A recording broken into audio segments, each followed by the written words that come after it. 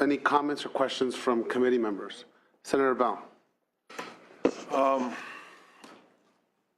This issue about minimum wage in the Department of Developmental Disabilities has been raised at hearings in Los Angeles. We have a letter signed by 41 legislators asking that be considered as part of the base budget.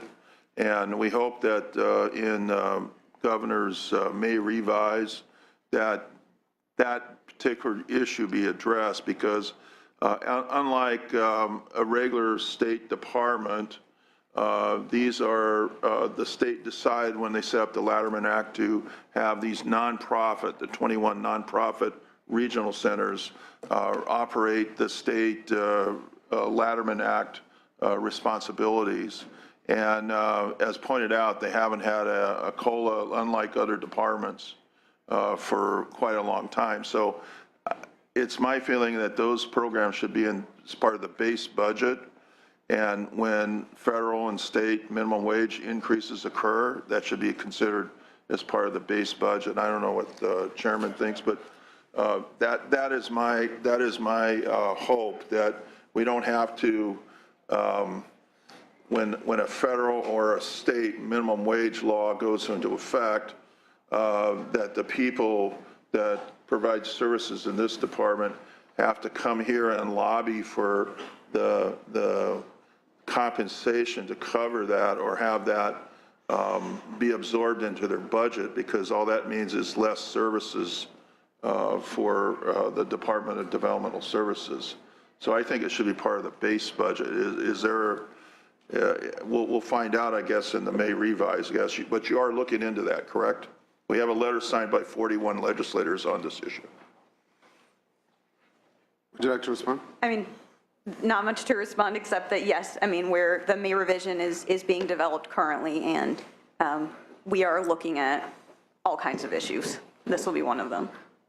Great, thank you. Members, any additional questions or comments? Perfect. Our great senators, if you would like to close, and we would appreciate your brevity. Yes, of course. Thank you. I will not respond to any of the policy concerns that were brought up by the opposition, and I won't engage in a conversation with finance here, but I will note that it's curious that finance would, yes, recognize, and we acknowledge the additional costs to the state with the increase of the minimum wage, but did not mention whatsoever all of the hundreds of millions of dollars that we will get in new sales taxes, in new personal income taxes, nor did you mention all of the savings to the state when caseloads drop. So if you're going to talk about one side of the equation, I would suggest that finance also be honest and talk about the other side of the equation as well. And then minimally, just to close, Professor Michael Reich, a internationally renowned economist at University of California, Berkeley, stated at the Labor Committee with regard to the cost to the state, and I'll just quote his words, in summary, taking into account increased costs for salaries, lower expenses for Medi-Cal, and increased income and sales tax revenue, the state budget in 2016-17 would realize net gains of about $2.1 billion under SB3. I would ask for your support as this bill goes to suspense. Thank you. Senator Leyva, would you like to briefly? Yes, briefly. In closing, thank you, Mr. Chair. Thank you, committee members. I would just say this. No one works for minimum wage because they want to.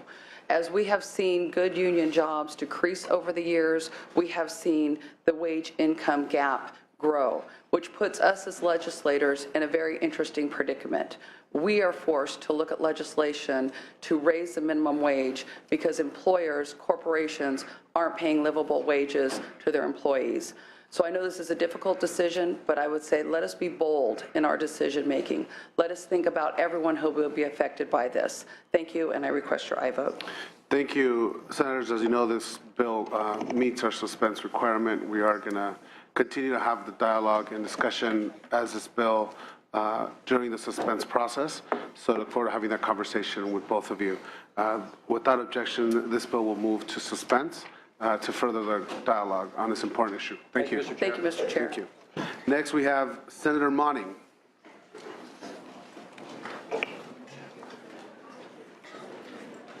Connie, do you understand what I'm saying there?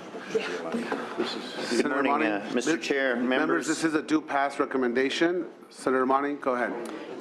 Senate Bill 17 extends the sunset date of the California Sea Otter Fund to January 1st, 2021. This fund was established in 2006 and has since been extended one time. Throughout its history, the fund has met its minimum contribution level each year. The money raised goes to the Department of Fish and Wildlife and the California Coastal Conservancy to support researchers in their efforts to study and protect the threatened population of sea otters in California. Members, today there are fewer than 3,000 sea otters on our coast. SB 17 will continue the research efforts to address the sea otter decline. I respectfully request your aye vote. We have a couple of witnesses in support. Thank you. Thank you. Witnesses in support. Good morning, Chairman and members of the committee. My name is Haley Stewart. I'm the California Associate with Defenders of Wildlife. On behalf of Defenders of Wildlife and Friends of the Sea Otter, I thank you for the opportunity to speak in strong support for SB 17. This bill would extend the California Sea Otter Fund for an additional 5 years, thus supporting significant research and protection for threatened sea otters and our nearshore marine environments. The fund, which is supported entirely through voluntary contributions by Californians, has been a critical resource for sea otter protection efforts by the California Department of Fish and Wildlife and California Coastal Conservancy. The California Sea Otter Fund has been able to not only meet but far exceed its annual minimum contribution level every year through the dedication by thousands of Californians to the protection of sea otters. The fund has risen over $2 million since it first appeared on state income tax forms in 2007. Costs of the Franchise Tax Board and State Controller are minimal and are reimbursed by the fund itself. Without this fund, California would be taking a major step backwards in trying to recover sea otter populations in California. Please support SB 17 so that we may continue helping this species and its habitat. Thank you. Thank you. Ms. Fearing. Good morning, Mr. Chair. Thank you for your due pass recommendation. On behalf of the Humane Society of the United States, I'm Jennifer Fearing in strong support. And I'll just say that a $9,000 cost for a $300,000, to earn $300,000 is a great return on investment for an important critical species here in California. And we would love your support today. Thank you. Additional witnesses in support. Witnesses in opposition. See any? Department of Finance? Oh, is there? Support. If you're here in support, please move up to the front of the line quickly.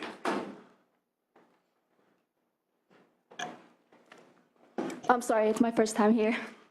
My name is Jessica, and on behalf of Sierra Club California, I am in support of this SB 17. Thank you. Thank you. Witnesses in opposition? Seeing none, Department of Finance, do you have a file on this item? The Franchise Tax Board estimates that the personal income tax revenue would be reduced by approximately $9,000 annually beginning in 2016-17. As previously noted, the Franchise Tax Board and State Controller's Office are reimbursed for their administrative costs. We have no position. Great, thank you. Comments or questions from committee? There's a motion by Senator Hill. Secretary, please call the roll. The motion is due pass to the Senate floor. Laura? Aye. Laura, aye. Bates? Bates, aye. Bell? Bell, aye. Hill? Hill, aye. Leyva? Leyva, aye. Mendoza? Mendoza, aye. Nielsen? That bill has enough votes, but we're going to leave it on call. It'll get other members on the record. Thank you, Mr. Chair. Thank you, members. Next, we see Senator Hernandez. Senator Hernandez has 2 items, both of which are recommended as due pass members. We will begin with SB 36. Good morning, Mr. Chair and members. This bill would require the Department of Healthcare Services to submit an application to the Federal Center for Medicare and Medicaid Services for a waiver that continues the state's momentum and success in innovation achieved under the current Bridge to Reform waiver. The state's current Section 1115 waiver expires in October 31st of this year.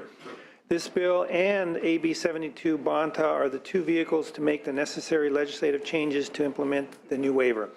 The waiver renewal is critical to the long-term physical sustainability of the Medi-Cal program and to California's ability to continue to provide high-quality health care to Medi-Cal beneficiaries. The last waiver was estimated to draw down $10 billion in federal funds, and this year the DHCS is requesting nearly $17 billion in federal funds in the new waiver. And with that, members, I respectfully ask for an aye vote. Thank you, Senator Hernandez. Witnesses in support? Yes, Mr. Chair and members, Terry Thomas on behalf of the California Association of Public Hospitals and Health Systems. These are the 21 county-owned and operated hospitals and health systems, as well as the University of California Hospitals and Health Systems.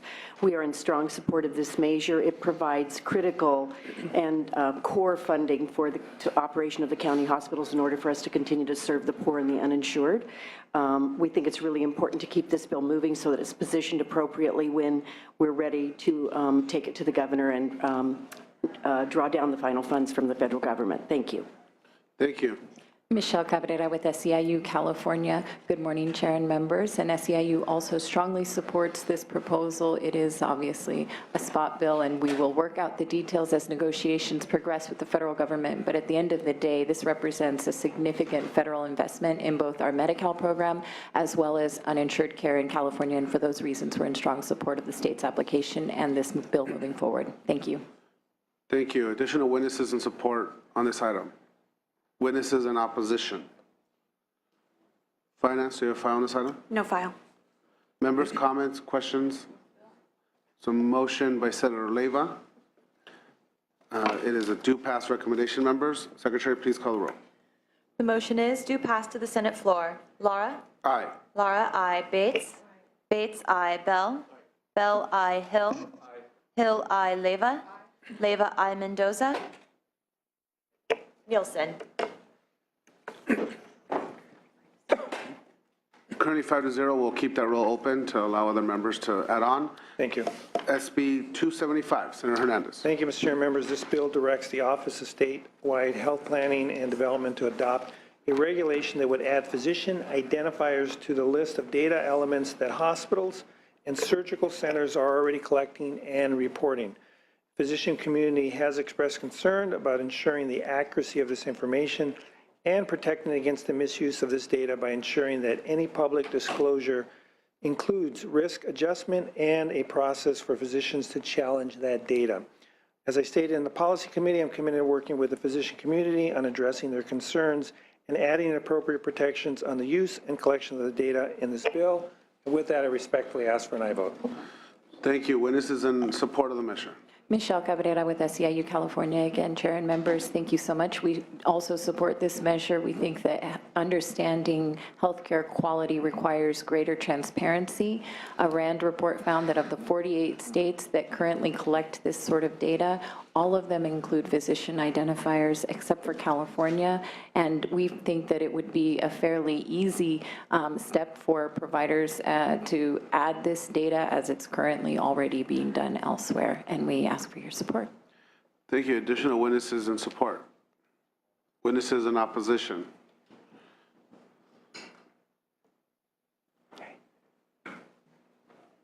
Go ahead. Mr. Chair, members, Tim Madden, representing the California chapter at the American College of Emergency Physicians, and we have an opposed unless amended position. We wanted to thank the senator for his comments in the opening around working with us and some of our concerns.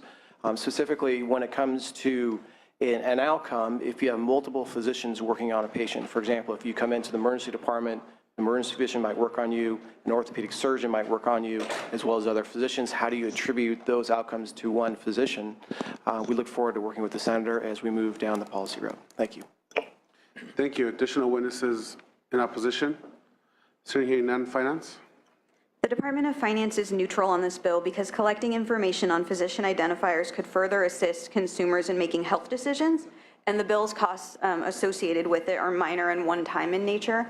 OSHPD estimates that the bill would result in one-time costs of approximately $100,000 to draft regulations, and the Health Data and Planning Fund has sufficient resources to fund this expenditure.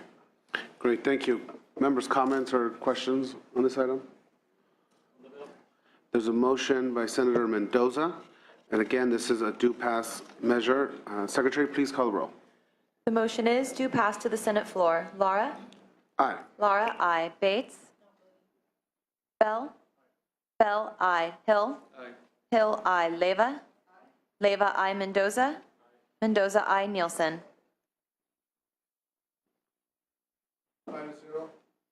5-0. We'll keep that measure on call to allow other members to add on. Thank you, Senator Hernandez. Thank you. I think I saw Senator Hertzberg. If you can come forward.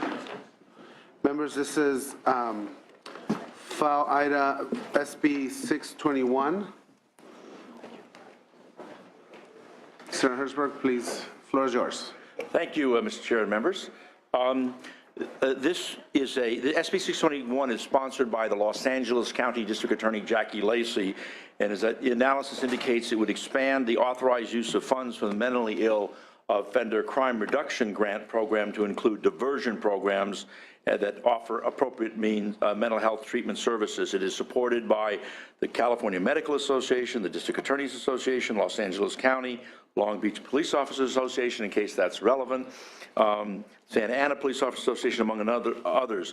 And the reason why I'm here is because we had a number of folks that wanted to testify and really make the point that this simply clarifies that counties can apply for the funds, and that this is a program that was most recently reenacted by former President Pro Tem Darrell Steinberg in an effort to address mental health and realignment issues. We have representatives of the Los Angeles District Attorney's Office to testify, and the National Alliance of Mental Illness. Thank you. Witnesses in support. Mr. Chairman, members, Dan Filizzato on behalf of the Los Angeles County District Attorney's Office. Also today on behalf of the California District Attorneys Association, the Long Beach Police Officers Association, Santa Ana Police Officers Association, Sacramento County Deputy Sheriff's Association, Fraternal Order of Police, and the, no, sorry, didn't know you were there, and POPA. Don't testify. We want to make clear that SB 621 is a clarification of the existing law. It is not an expansion. Diversion is an alternative to custody. It's diverting people from custody. When you have individuals with mental health issues, there are significant challenges in obtaining pleas from these individuals, because pleas have to be entered knowingly, intelligently, and voluntarily. And when you have a mental health issue, it is very difficult to obtain. It's quite frequent. I myself have taken 2 or 3 days to get a plea from a defendant with a mental health issue.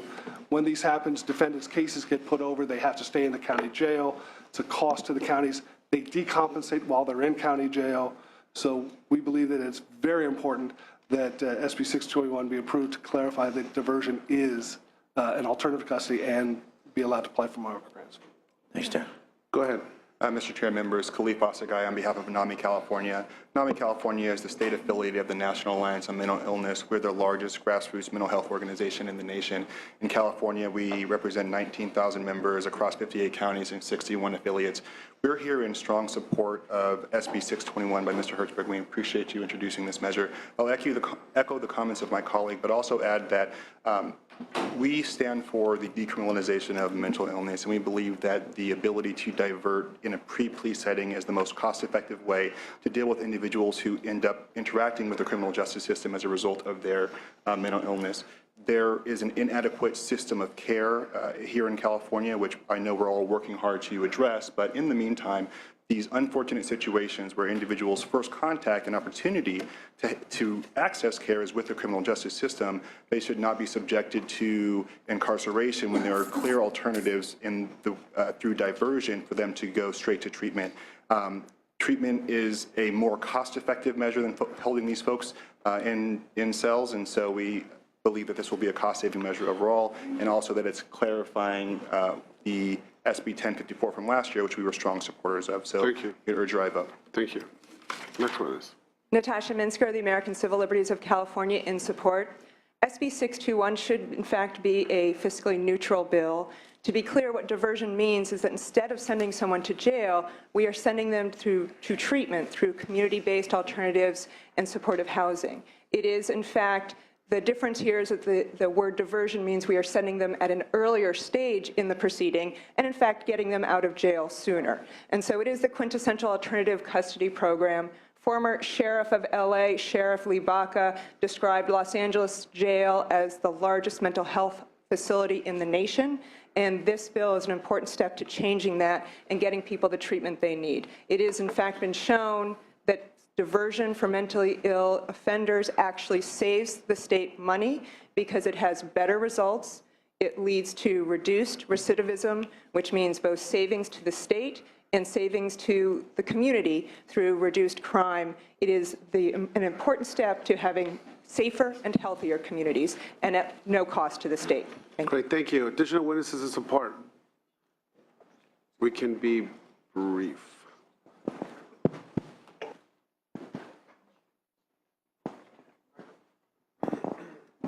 Hi, Margaret Johnson with Disability Rights California. We agree with the earlier comments and are in support of this bill and hope that you voted out of this committee. Thank you. Thank you.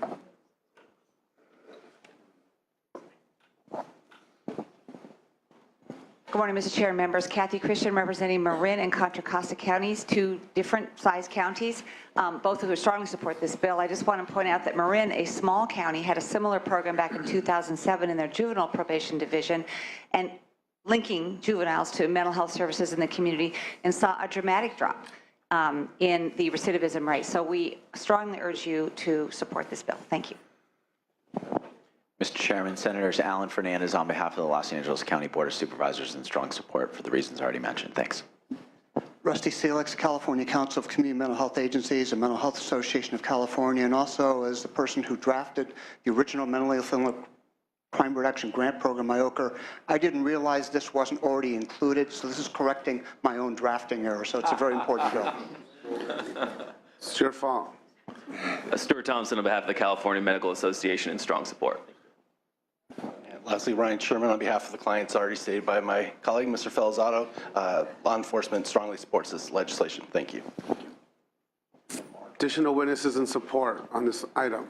Witnesses in I'd actually like to register the support of the California Public Defenders Association as well. Great. They just came in. Newsflash. Newsflash. This is good. Witnesses in opposition to the measure, please come forward. Here she comes. Ta-dun-dun, ta-dun-dun. Walking down the street.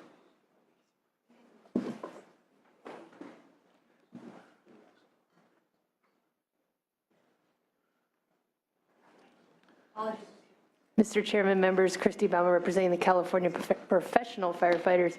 We're actually pleased to be in support of this measure. Thanks for your indulgence. Firefighters are in support, correct? That's right. In support. Great. Thank you. Finance, do you have a file on this item? No file. Members' comments, questions on this item? Seeing none, Senator Hertzberg, would you like to close briefly? Please vote for this measure. Thank you. This bill does qualify and meets the requirement for suspense. We'll continue to have the discussion during the suspense process. So at this point, without objection, we'll move the bill to suspense. Thank you for your presentation. Members, we are now going to go through the agenda to dispense with the measures that members have waived presentation, beginning with SB 21 by Senator Hill. Is there any witnesses in support for this item? Witnesses in opposition? Finance, do you have a file on this item? No file. No file. That measure, without objection, will go to suspense. Senator Roth, SB 25. Witnesses in support of the measure? Witnesses in opposition? Finance? We don't have a position on this bill, but estimate that it would have a $16.7 million Proposition 98 general fund cost for 2015-16. And in each subsequent year, the four cities' VLF swap payments would grow based on the change in assessed value within their respective jurisdictions, with the cost to schools ultimately backfilled by the state. Thank you. Without objection, that bill moves to suspense. Senator Bell, SB 164. Witnesses in support?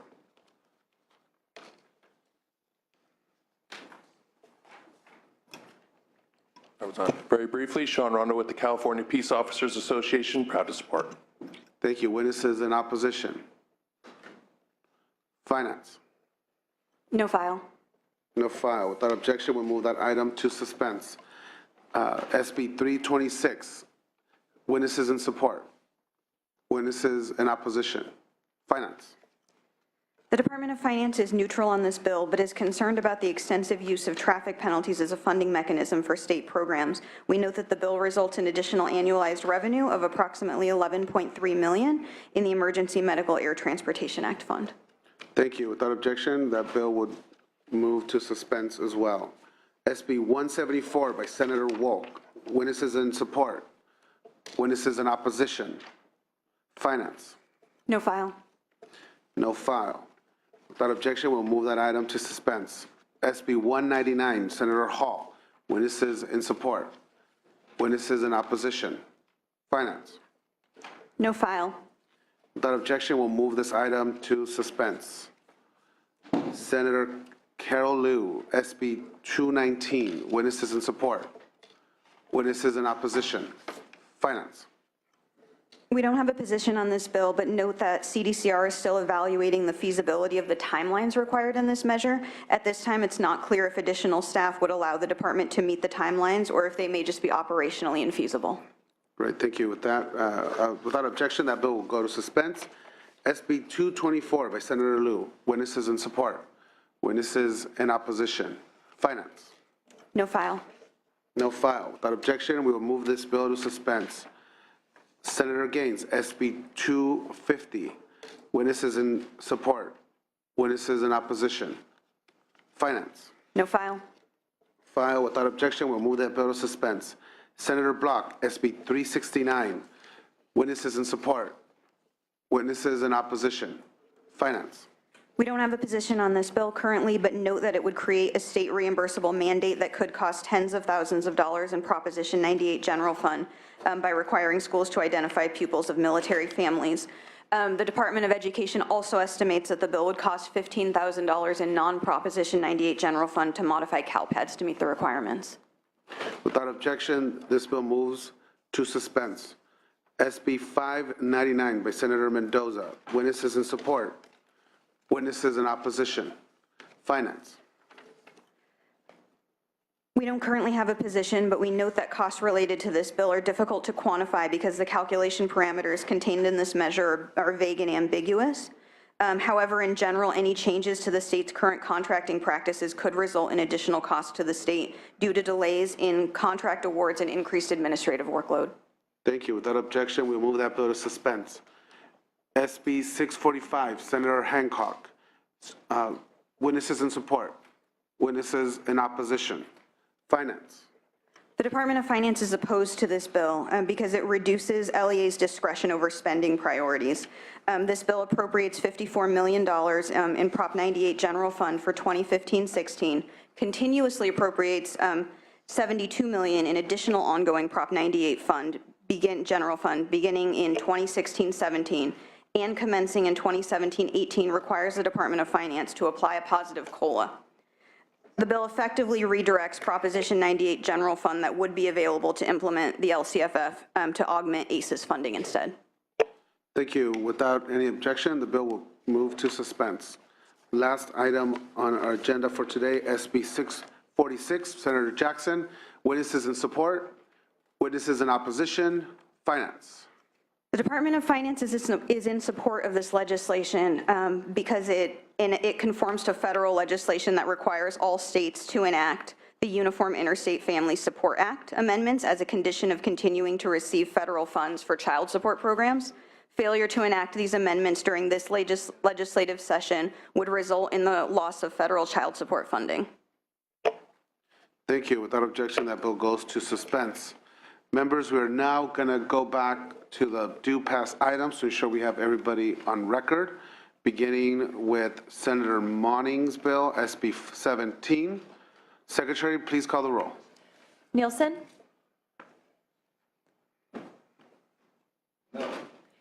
Nielsen, no. That is 6-1. That bill is out. Moving to SB 36, Senator Hernandez. Secretary, please call the roll. The motion is due pass to the Senate floor. Mendoza? Aye. Mendoza, aye. Nielsen? Aye. Nielsen, aye. 7-0, that measure passes.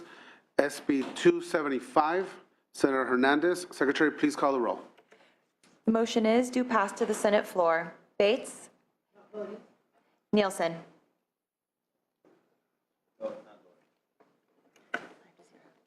5-0, that measure passes. Members, that concludes our agenda for today. Thank you. And again, we remind you, we need to be here prompt at 10 a.m. so that we can dispense with our work. Thank you. Meeting's adjourned.